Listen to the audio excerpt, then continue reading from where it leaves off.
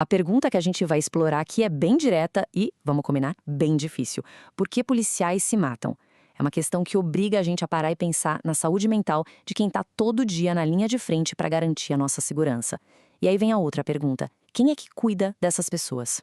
Pois é, essa pergunta é o ponto central que guia toda a nossa análise de um estudo importantíssimo sobre o tema. Vamos mergulhar juntos nesses dados para entender não só o tamanho do problema, mas principalmente para enxergar os caminhos que podem levar a uma solução.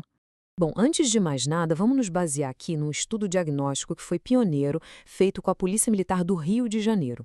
É fundamental entender que quando a gente fala de comportamento suicida, não estamos falando de uma coisa só. É um espectro que vai desde os pensamentos, a ideação, passa pelas tentativas e, no extremo, chega ao suicídio de fato. O estudo não queria só números. Ele queria entender o sofrimento por trás deles para poder, de verdade, criar uma política de prevenção que funcione.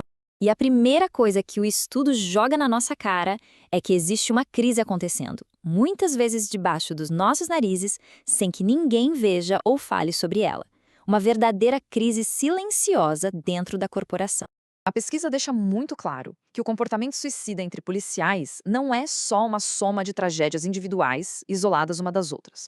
Muito pelo contrário. O que se revela é um problema sistêmico, sabe? Uma questão de saúde pública e até de direitos humanos que precisa ser encarada de frente pela instituição. Tá, mas de onde vem todo esse sofrimento? O que está na raiz disso tudo? O estudo foi bem fundo para conseguir identificar quais são os fatores que acabam levando a essa situação de vulnerabilidade tão extrema. E o que é impressionante aqui é como o estudo mapeia essa pressão. Não é um fator só, é uma combinação muito cruel de várias coisas. Mitos sobre suicídio que fazem a pessoa ter vergonha de pedir ajuda, condições de trabalho que são péssimas muitas vezes, um ambiente de desconfiança, abuso de autoridade e até punições. Agora, soma tudo isso com a exposição diária à violência e a dor de perder colegas e amigos. O resultado é um isolamento gigantesco e um custo emocional que é altíssimo. Essa imagem aqui, ela meio que traduz bem essa sensação de acúmulo. É o peso da profissão, que vai muito além do uniforme. É uma carga emocional, psicológica imensa, que vem justamente dessa combinação de todos esses fatores que a gente acabou de ver. Mas olha só, além de todas essas pressões da rotina, existe outro obstáculo. Um obstáculo gigante e talvez seja o mais difícil de todos de derrubar.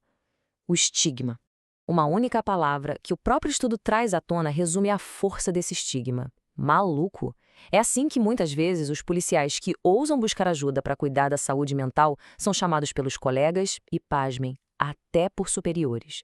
É uma palavra que isola, que cala, que machuca. E essa citação do estudo é devastadora. Ela mostra na prática o efeito do estigma.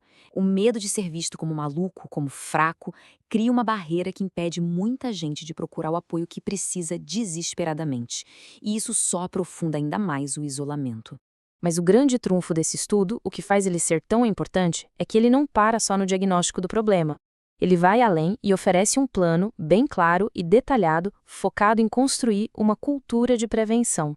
E esse plano de ação é muito bem pensado, dividido em 3 frentes que se completam. A primeira é a sensibilização. Tem que falar sobre o assunto abertamente, sem medo, para quebrar os tabus. A segunda é a capacitação. Treina todo mundo, principalmente as lideranças, para saberem como lidar com isso de forma humana. E a terceira são as ações estruturais, ou seja, mudanças de verdade no ambiente e nas condições de trabalho. O estudo é tão prático que ele aponta até as frases que precisam ser completamente abolidas. Essa é uma delas. É exatamente esse tipo de mentalidade que reforça o estigma e fecha as portas para qualquer pedido de ajuda. É o que os profissionais de saúde são orientados a jamais dizer. E aqui, na outra ponta, a gente vê o exato oposto. Essa é a abordagem correta, o caminho a ser seguido. No lugar do julgamento, a empatia. No lugar de frases feitas, o acolhimento da dor. E no lugar do preconceito, o interesse genuíno em entender o sofrimento daquela pessoa, sem julgar. E aqui estão algumas das mudanças práticas que o estudo propõe. Não são ideias abstratas, não. São ações bem concretas, como melhorar a infraestrutura do lugar de trabalho, incentivar uma gestão mais humana, dar uma atenção especial para o policial depois de uma ocorrência traumática e, o que é fundamental, criar espaços seguros onde ele possa falar e ser ouvido de verdade. No fim das contas, a grande lição que fica dessa análise toda é que a prevenção não é só sobre criar programas ou seguir protocolos. Ela começa, de verdade, com uma mudança de cultura. Começa com a coragem de transformar o ato de pedir ajuda, que hoje ainda é visto como fraqueza, num símbolo de força e de coragem. E isso tudo nos leva a uma reflexão final, que vai muito além dos muros dos quartéis. Porque o que a gente aprendeu aqui sobre estigma, sobre pressão e sobre a necessidade de cuidado pode e deve ser aplicado a tantas outras profissões de alto risco. A questão que fica para a gente pensar é: como é que nós, como sociedade, podemos construir essa cultura de cuidado para todo mundo?